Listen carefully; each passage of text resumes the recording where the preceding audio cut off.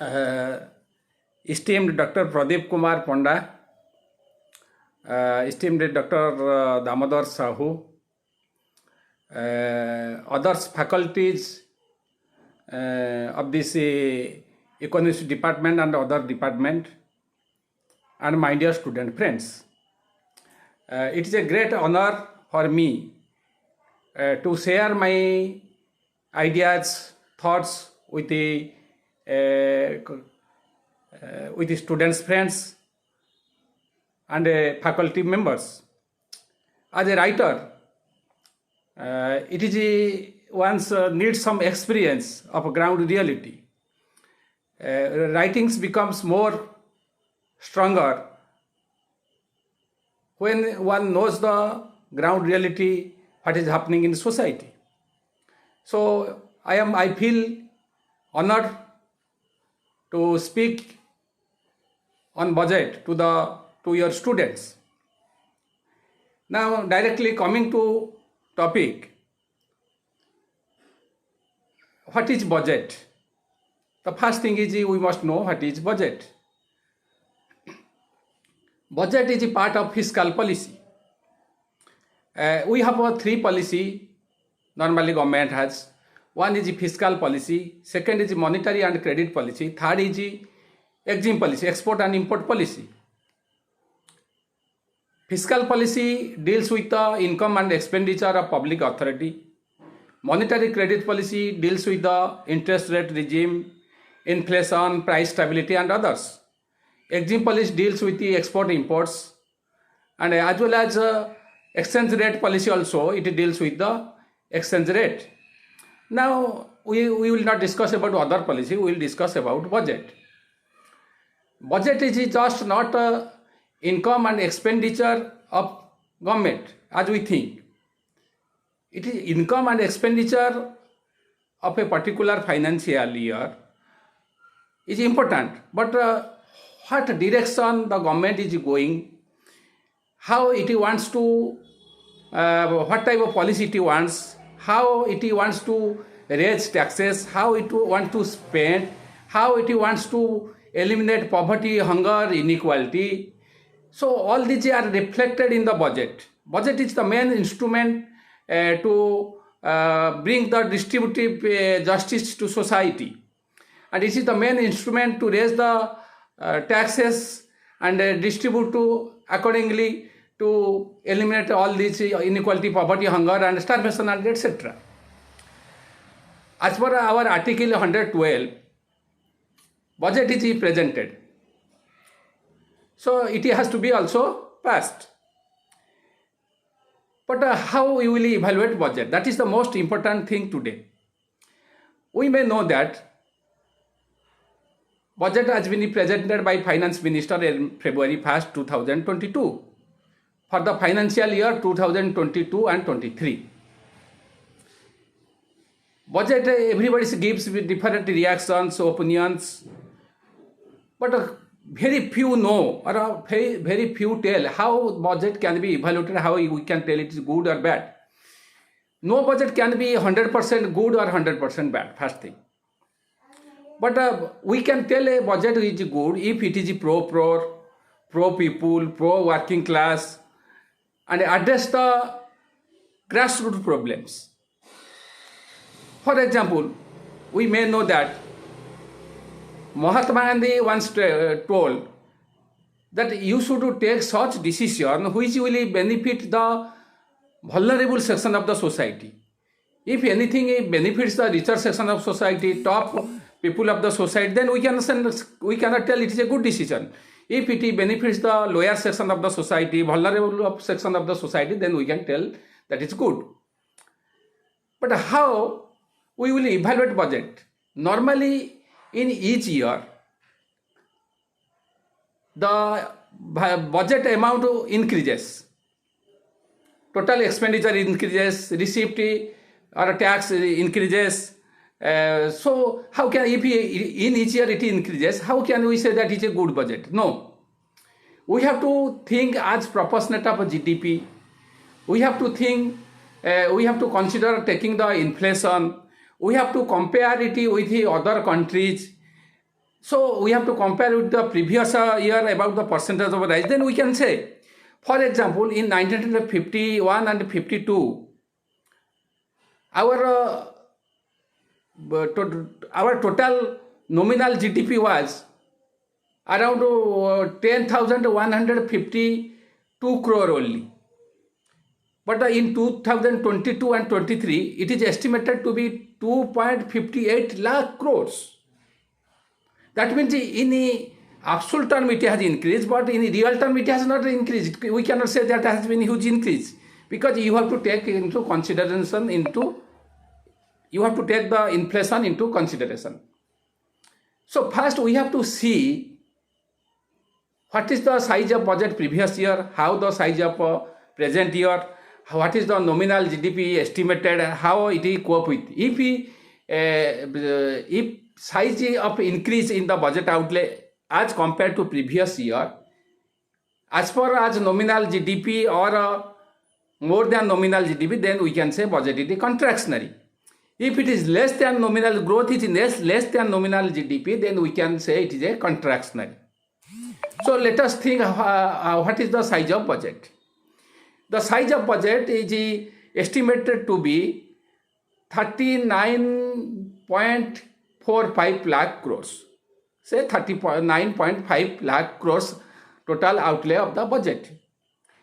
In previous year, the revised estimate was around 34.7 lakh crores. So what is the percentage of rise? Percentage of rise is only 4.6%. But budget assumes nominal GDP growth of around 11.1%. That must we understand. Real GDP, they have not told about real GDP. It is around, they sometimes say 8 to 8.5. Now later they told that it will be less than it. But nominal GDP means real GDP plus inflation. Inflation is considered by price deflator. Then we come the real GDP. How you consider the real GDP?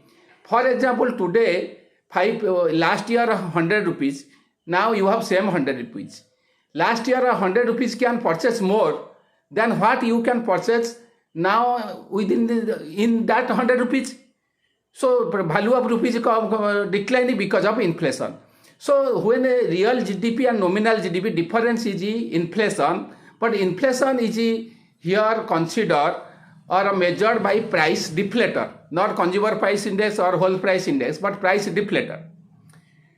We may know GDP is the total value of goods and services produced during a year expressed in the real terms. GDP is one of the indicator of well-being.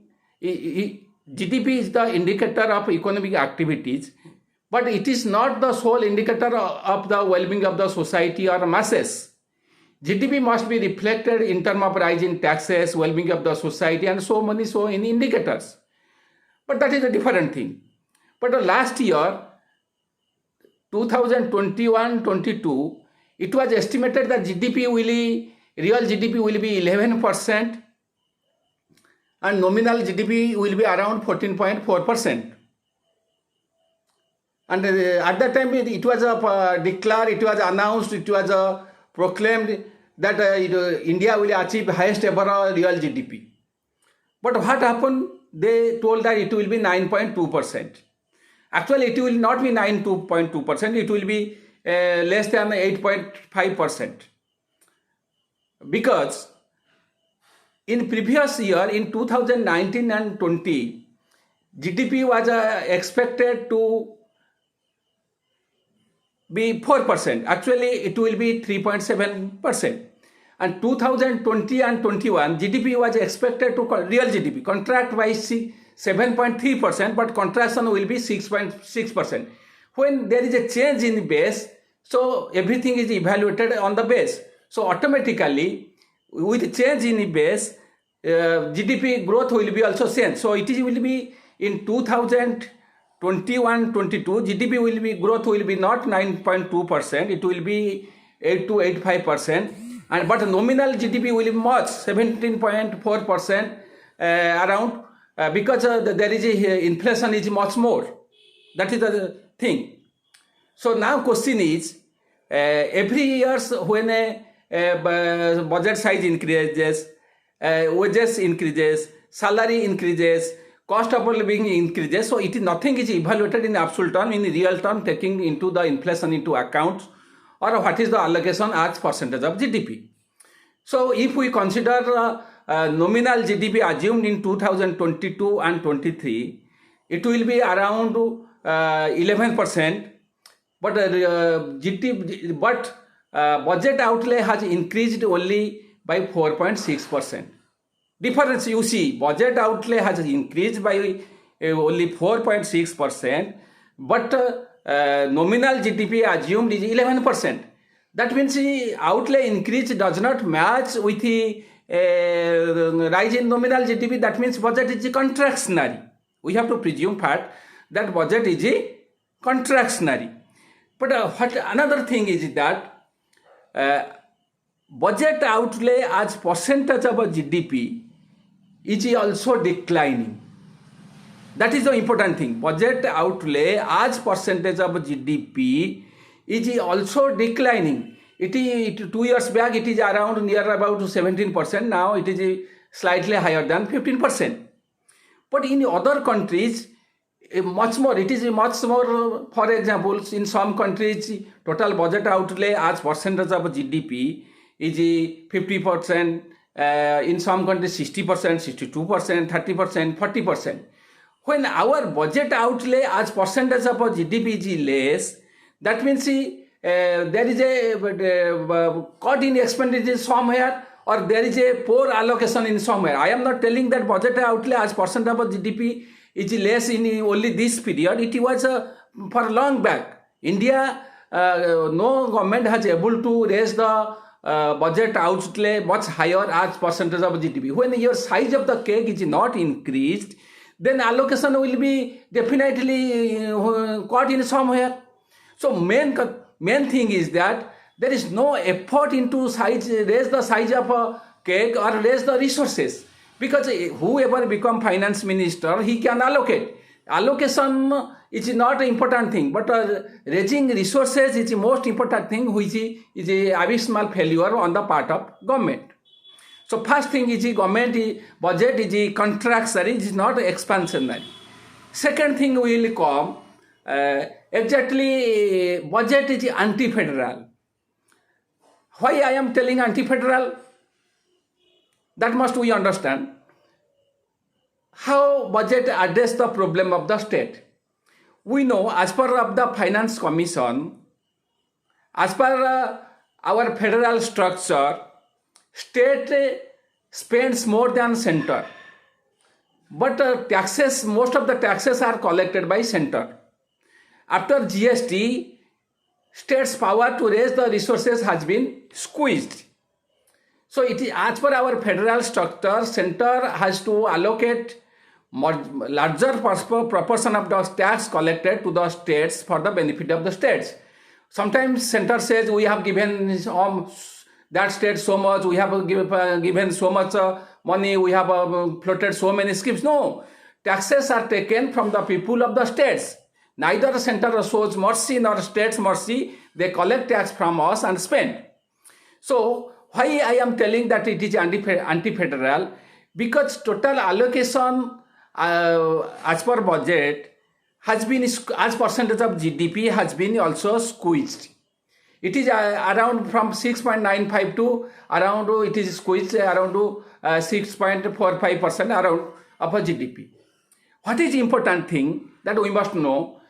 Resources generated by the center through surcharge and cess is not enter into divisible pool where states have share. That means resources generated by the states, by the center through surcharge and cess, states do not have shares in that. So every year center is collecting more taxes, more resources through cess, surcharges. As a result, state is deprived of much needed resources. For example, once upon a time, when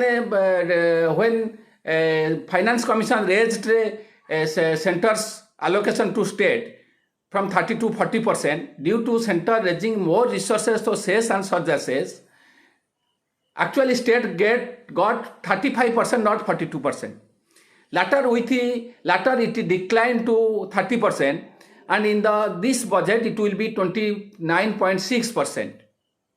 So center is collecting more revenue through surcharge and cess. So that is why states are deprived much needed revenue. So that is why I say budget is anti-federal. Next, before coming to other analysis, what I want to tell one thing is that no budget can be 100% good or 100% bad. But how one should evaluate? One should evaluate, people are evaluating in terms of how it will benefit rich. For example, you have a half glass water. Some say that half glass is half full, some say glass is half empty. Those who say half empty, people dub them or blame them as pessimistic. No, that is wrong. Pessimistic means not having ambition, not trying for exploiting his talent. That is pessimism, not believing in one's potentiality. But when half glass is half empty means you are telling the vulnerable section of the society. Half full means you are telling the richer section of the society. For example, one day you went to Balijatra. On that day you came to SCB Medical College.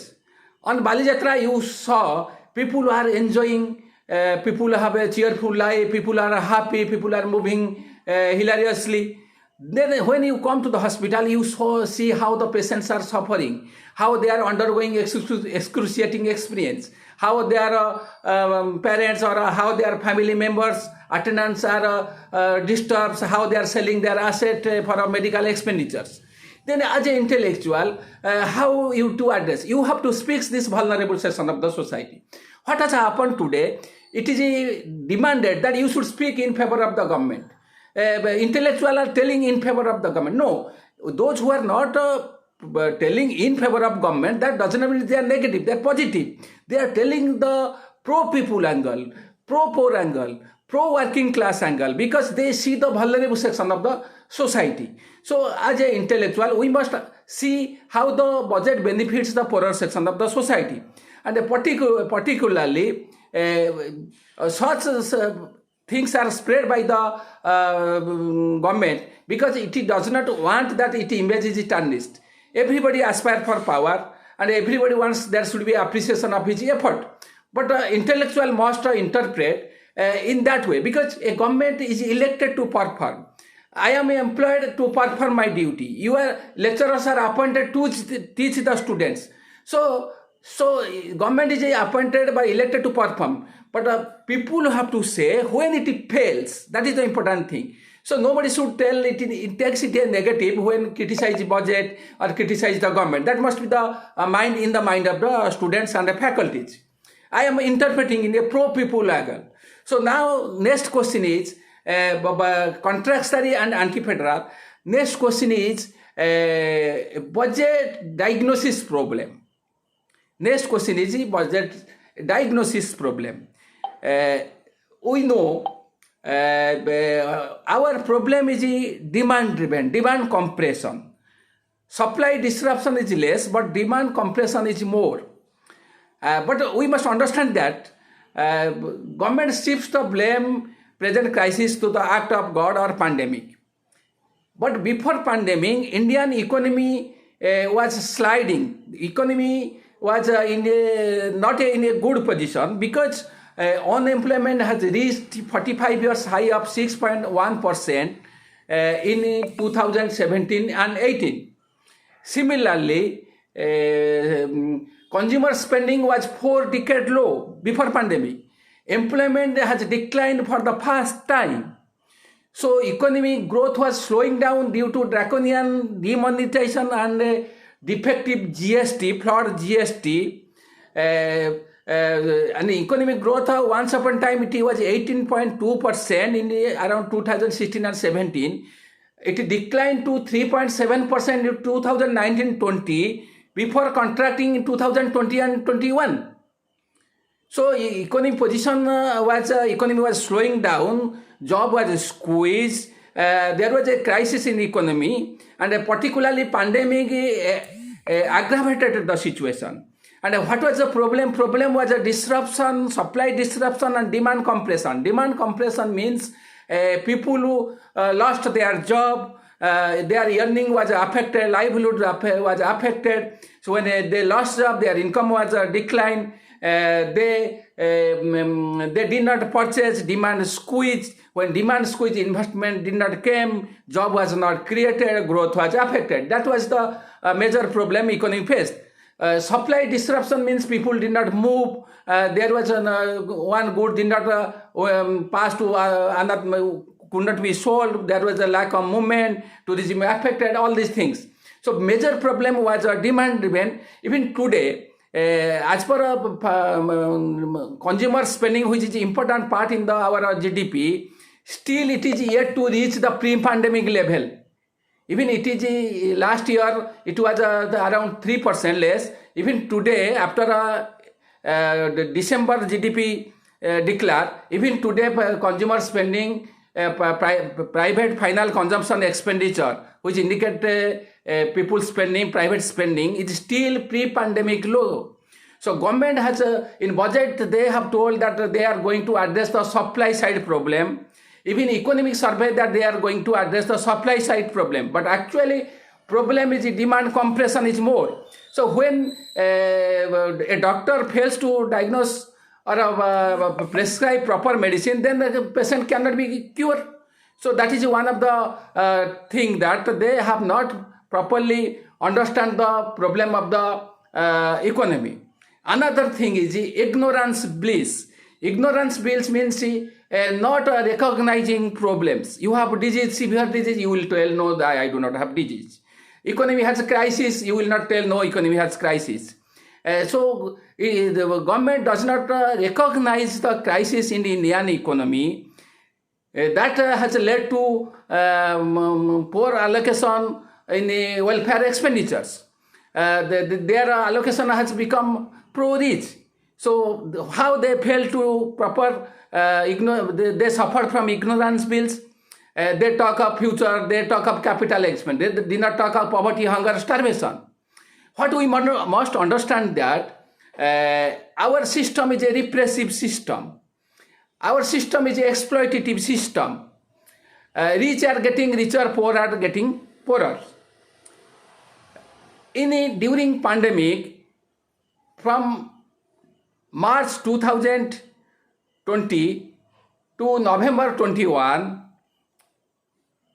84% of our families have seen their decline of income. 4.6 crore people have been dragged into extreme poverty.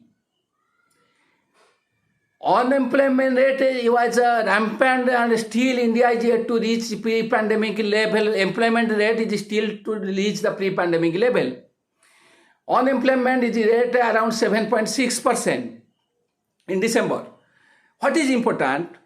If we take the employment rate of a global average, still we are behind 18 to 20 crore employment less. India has the highest number of hungry people. It is around 19.4 crore people. Highest number of poor people, and around 25% of the Indians are multidimensionally poor. Job lost. Inflation is much high. Wholesale price index reached the record high around 14% in the nearly November-December period. Consumer price in the inflation is hovering around 6%.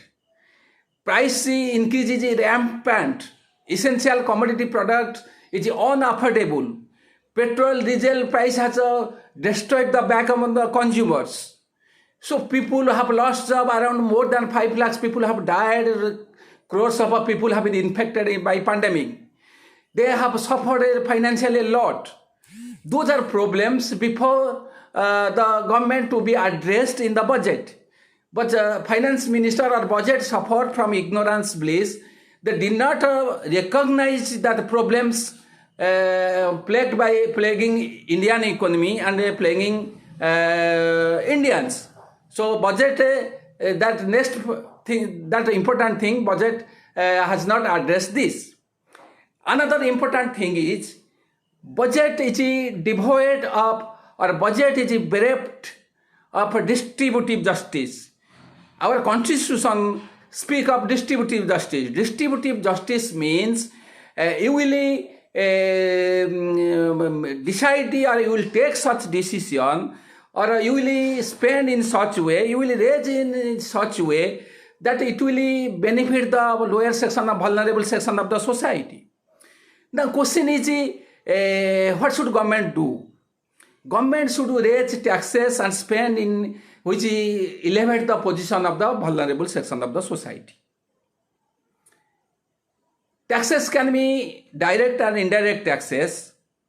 Direct taxes which impact the concern directly. For example, wealth tax, corporate tax, inheritance tax. We don't have a wealth tax, inheritance tax, corporate tax, income tax. Indirect tax is custom duty, excise tax, GST, or VAT, all are indirect tax. We must know direct tax is progressive, indirect tax is regressive. Why indirect tax is regressive? Because indirect tax taxes the rich and poor at the same rate. We must understand indirect taxes, for somebody tells rich pay more. No, actually poor pay more. We do not, nothing is evaluated in the absolute term. It is evaluated as percentage of one's income or wealth. So on that basis, poorer section of society pays more through indirect taxes. We must remember. When a beggar purchases something, he pays a GST. So government has not reduced to GST or indirect taxes, neither imposed direct taxes. They says that the no taxes in the budget. That is wrong. Not taxing the rich at a higher percentage means giving them tax subsidy. For example, let us think. Till 10 lakhs income, we pay 30% in tax. But then we do not have a higher slab. That means those who are earning crores of rupee, or those who are earning crores of rupee from IPL, film star, celebrity, those who are amassing crores of rupees, they are paying 30%. Once upon time, our tax was at 97%. I am not that we should reach that stage, but that should be 40%, 50%, 60%. That should be slab. But that doesn't happen. That means when the rich are paying at a less rate, that means indirectly they are given subsidy. Nobody tells it. So when a direct tax is not imposed, increased, that is regressive. We must know when people are languishing or under poverty and starvation, at the same time, the wealth of billionaire has increased. Indian billionaire, number of billionaire has increased from 102 in corona pandemic period to 140. That means their wealth has increased around 23 lakh crore to 53 lakh crore. More than twice. And 1% rich enjoys the 33% of our national wealth. They enjoy the around 21.7% of national income. That is when poor are becoming poor, when there is a rampant inequality, poverty, starvation, our system is a regressive, rich are becoming richer. That means because they are giving less tax, their interest cost is reduced by reducing interest rate, which we are affected, our savings, we are getting negative real interest, our savings, taking into consideration this is financial repression. The stock market are manipulated, so their wealth is increasing. So at that time, it was necessary government to raise resources by imposing wealth tax or inheritance tax or raising the direct income tax or corporate tax. India has one of the lowest corporate tax. Once upon a time, our resources generated by the corporate tax was much more than direct tax. But 1 year back, it is resources generated by corporate tax is less than income tax. Because in 2019 and 20, in September 2019, government suddenly reduced the corporate tax, and India lost revenue around 1.45 lakh crores. And it is every day, every year the loss is cumulative, increasing. So corporate tax is reduced, effective corporate tax is much less. There is a huge tax evasion. Still today 16 lakh crores is not collected tax, uncollected tax. One of the important thing is that the problem of resources is that our tax GDP ratio is one of the lowest in the world. We must understand our tax GDP ratio is one of the lowest in the world. What should be the role of government? That it should raise the tax GDP ratio. Our central tax GDP ratio, it was 11.2% in 2017-18. That 2 years. Now it is estimated to be around 10.27 or 7% in this financial year. In many countries, tax GDP ratio 30%, 40%, 45%, 50%.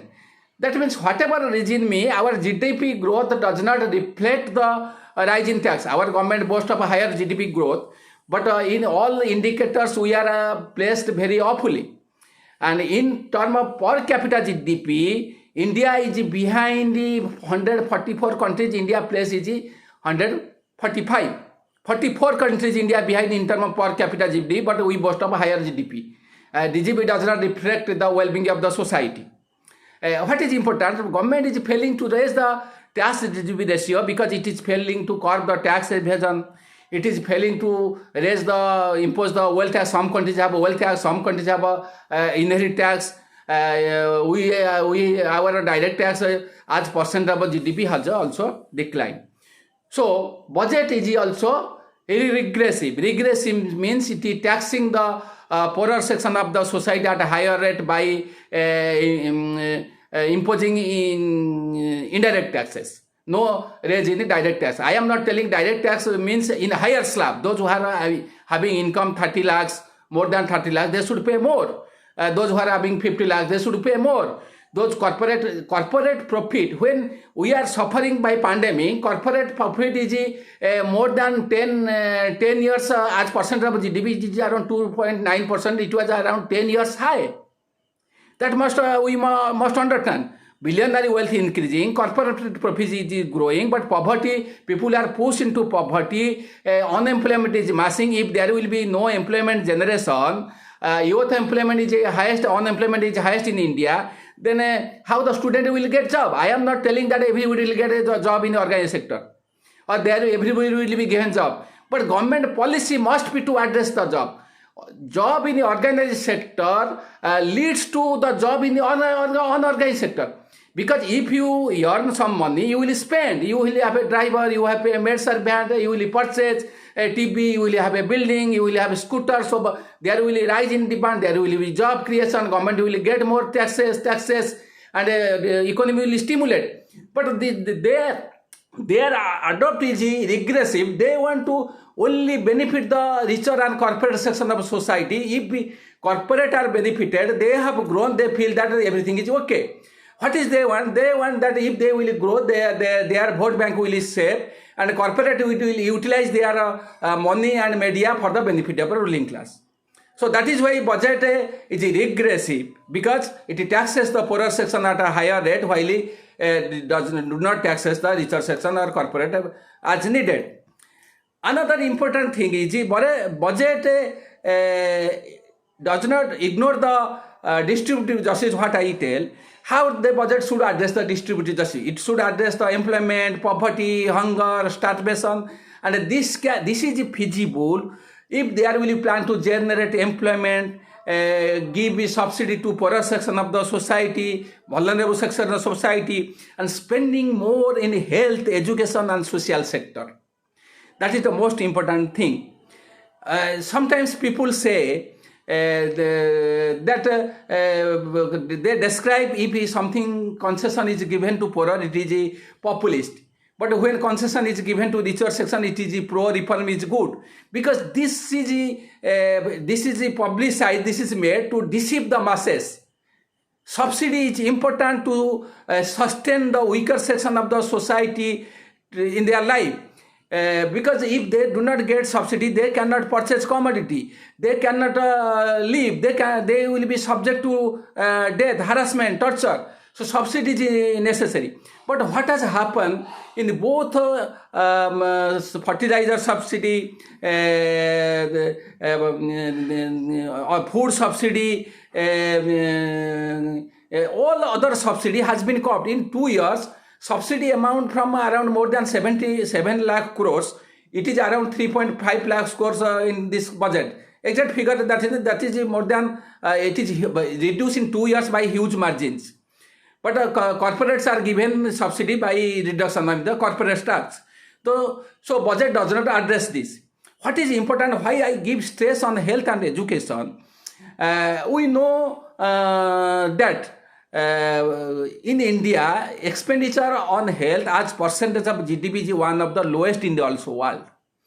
Center and state both spend around, if together it is added, it is around 1.23% of GDP. Global average is more than 6%, some country 10%, 20%, sorry, not 20%, 5%, 6%, 10%, 11%. Our health expenditure people is most privatized. People who have spent most from their own pocket. In 1 year, 5.5 crore people have been pushed into poverty line, dragged into below poverty line because of a health expenditure. That we must understand. And due to health, people sell their property, assets, they incur borrowing. So health make people more poorer. But everybody know, when you enter in a corporate hospital, you have to immediately spend 50, 30, 1 lakhs. Corona has squeezed everybody, and everybody knows how they have spent on health. So, but government should provide health at much cheaper rate, and similarly education, because education has become very costlier, because unaffordable. But once upon a time, Amartya Sen told, India is limping backwards because health expenditure and education expenditure is not up to mark. There was a decision to raise the expenditure, education expenditure 6% of GDP, while the health expenditure to around 2.5% of GDP. But health expenditure is 1.3% of GDP in 2014 to this period. Health expenditure has declined, central health expenditure has declined from 0.55% of GDP to 0.4% of GDP. Marginally, center's education expenditure has increased, but overall, education expenditure has declined, marginally health expenditure has increased, but both center and state education expenditure is revolving around just higher, marginally higher than 3%, and health expenditure around 1.3%. So people are incurring huge expenditure. Most of the farmers are dying, not only they are able to sell their product or getting market price, that is one of reason. Cost of their price input is increasing, and another, they are suffering because of the huge expenditure in health, education, and their marriage of their children. So if government can make affordable health education, then we can say that distributive justice has been done. But what they have totally ignored. But so budget is ignored distributive justice, role of distributive justice of state. What is important? Budget has tried to raise the resources through disinvestment and privatization of public sector. Sometimes it is told that government has no business to be in business. That is a very wrong concept. When there is a subsidy is given to richer section of the society, subsidy is given to the corporate, when corporate tax is cut, when benefits are given to richer section of society, then government intervenes, then we told that it is pro reforms. But when given to the poor, then we said government has no business to business. How people are deceived.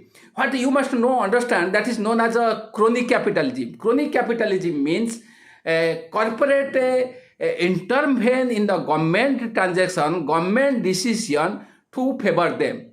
And we must know that government rule and controlled by the rich and corporates. They and global finance capital, investors, they control the every government of the every countries.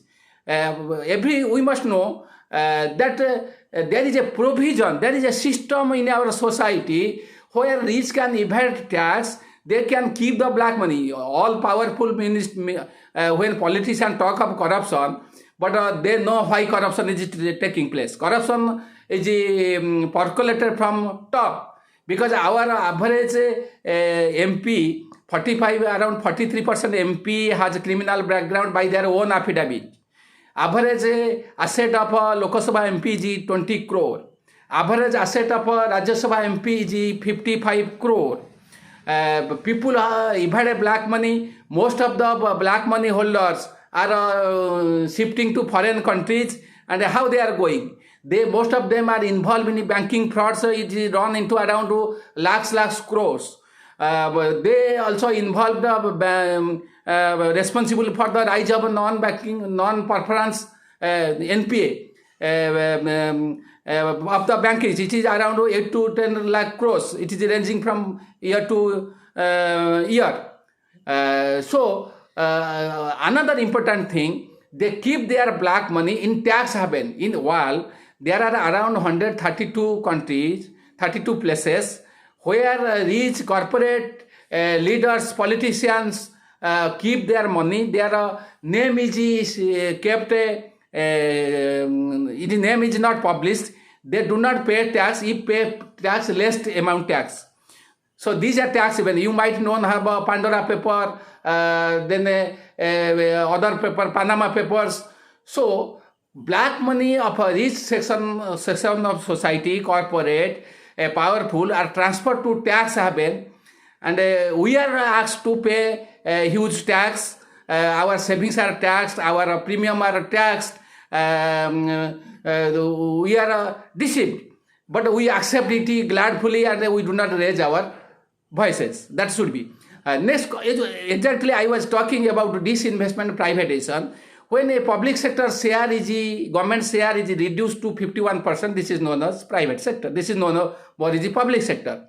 Initially, when there was a disinvestment started after reforms, main purpose was to raise some resources and to spend in that industry for benefit of that industry.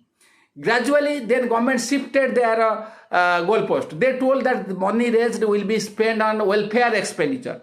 You can raise the taxes you can tax the rich and spend can also welfare expenditure. Then they told that this money only will spend welfare expenditure. That is to cheat the people. Then they told that the money will be raised by disinvestment, privatization, will be spent raising resources and bridging the fiscal deficit. Fiscal deficit means excess of expenditure over non-borrowed receipt. When government fall off a sort of revenue, around 16 lakh crore will be borrowed by fiscal deficit in this budget, which is 6.4% of GDP. It must be around 3 to 4%. So when there is a huge fiscal deficit, government will borrow more. When government will borrow more, their interest liability will increase.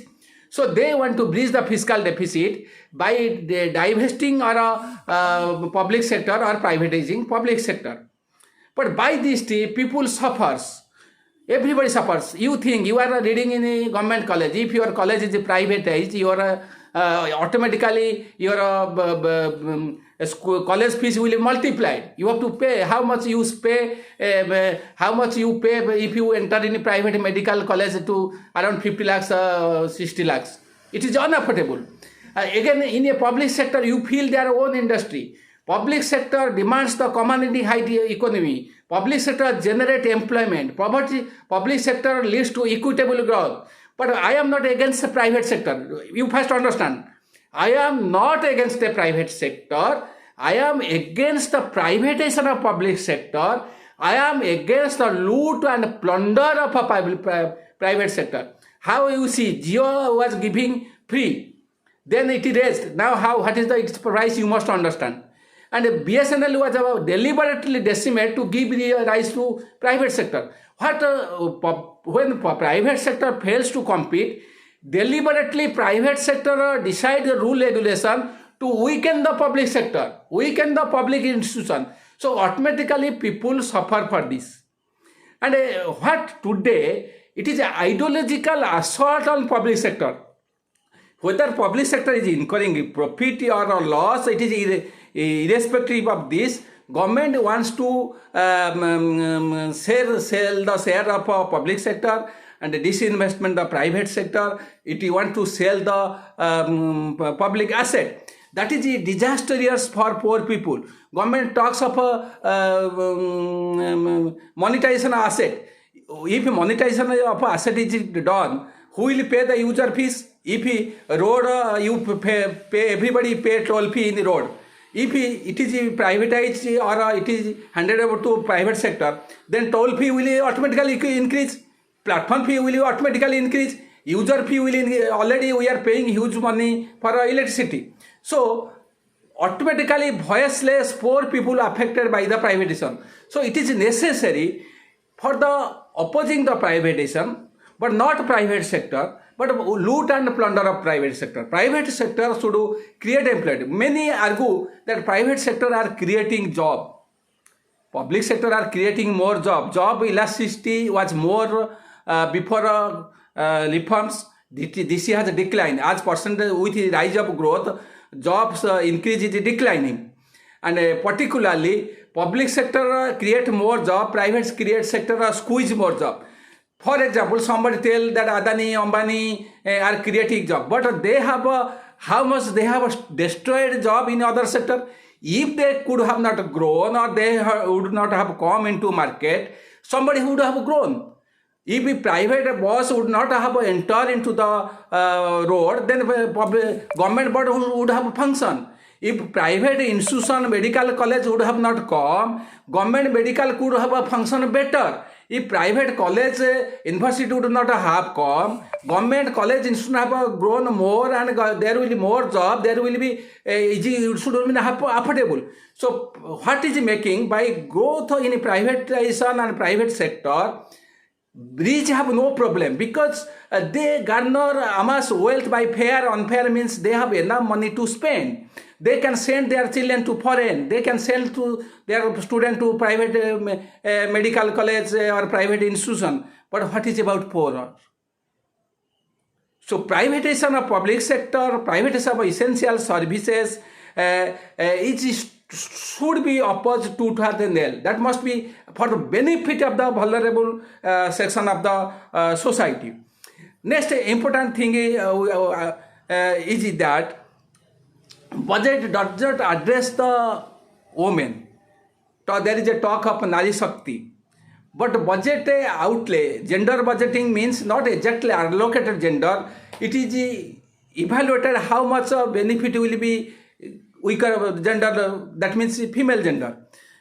The budget, total budget outlay as percentage of GDP, it was around 4.7% 2 years. It has declined again 3%. What is in Beti Bachao and Beti Padhao scheme, 78 to 80% of budget outlay in the last 3 years has been spent on only media publicity. That is the important thing which we must understand. That means budget is contractionary, budget is anti-federal, budget suffers from ignorance bills, budget does address the distributive justice role of state, budget assumption and prescription is faulty, flawed. So how can we praise the budget? Government says that they have increased the capital expenditure by 35%. Okay, it is welcome. I appreciate that they have raised capital expenditure, create asset. That must be appreciated. We must appreciate. Last year they have increased it more. This year they have increased. But capital expenditure should increase I could derive the benefit of a capital expenditure if I have survived today. If I do not have a job, if I am dying because of the hunger, poverty, starvation, if we are not able to get the benefit of a medical benefit, educational benefit of a lack of money, income, if I am not able to sustain life today, how the capital expenditure is going to benefit? Capital expenditure is necessary, vital, important, but it will benefit in latter stage, it may be benefit the corporate research section of society. What is important? Our cost overrun in infrastructure project, that means project delay in completion. When you build a house, if you do not complete in time, then your cost will again rise. Every year it is increasing. So cost over in infrastructure project, it is around 4.38 lakh crores only delay in the project. That we must understand. If government is telling that it will be huge make investment in the capital expenditure infrastructure, more major will go to railway, road, national highway. Most of will major person will go national highway. It will not go to your village. Your village road, city road will be still as fragmented as today.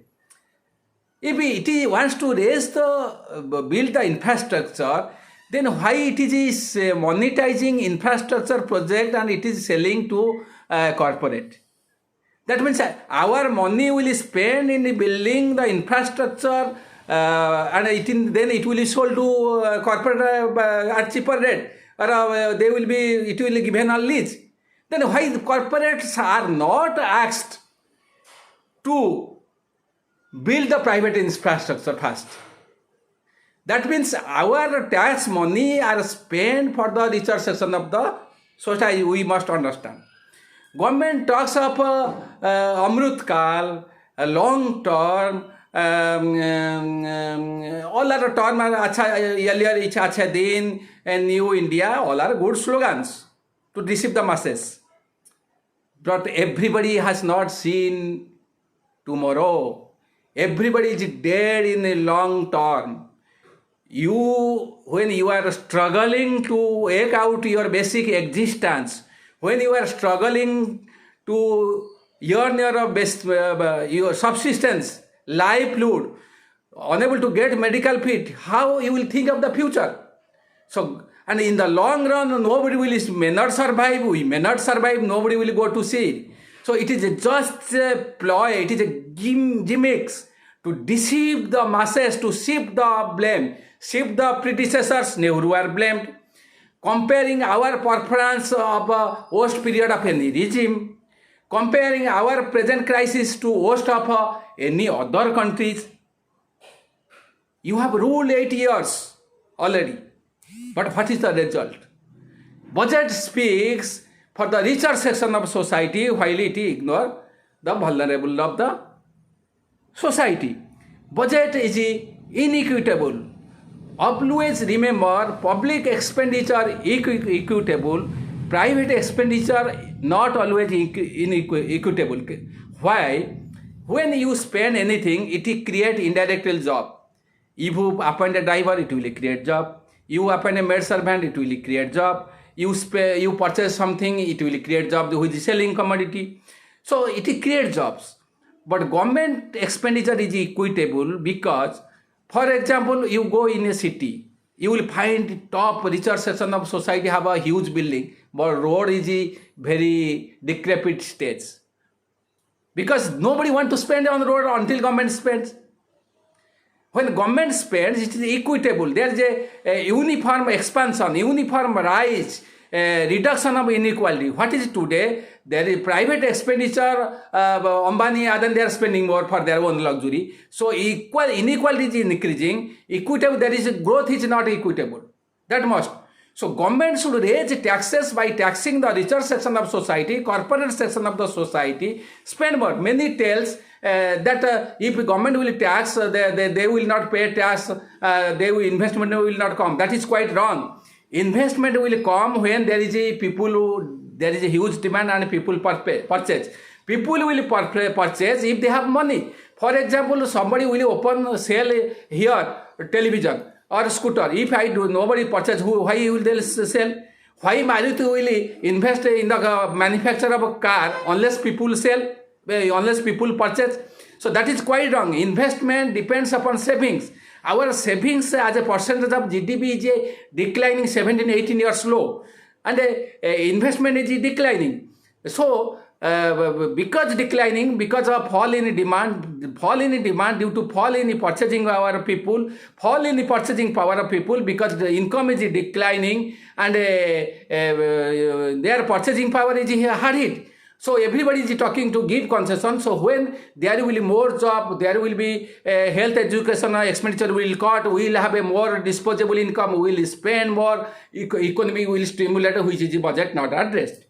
Finally, before coming to conclude, within 2 minutes I will conclude, I want to tell that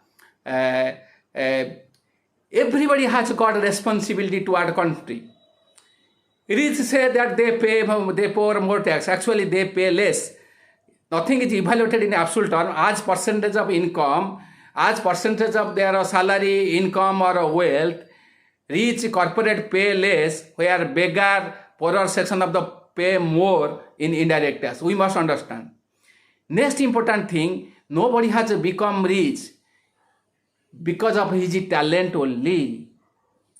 When you take birth in a hospital, medical, this medical is built on the tax money of the masses, people. Who in college or a school where you are reading, this school college is built up people's taxes money. People's money are spent on the salary. When you move in the road is built on the people's money. The corporate use the natural resources is our resources. They pollute the environment, use the road built on our money. They pollute the environment, increases the temperature. Poor people suffer because of rise in temperature more. India is more vulnerable to climate changes. Nobody, you can survive, but climate changes you cannot survive. It's a very difficult period. Nobody is thinking. Just Corona has shown us that you be cautious about climate change, because statesmen think of future, politicians think of today. You see how the panchayat election crores, lakhs of rupees are spent on liquor, and how rural culture has been already destroyed, annihilated and decimated.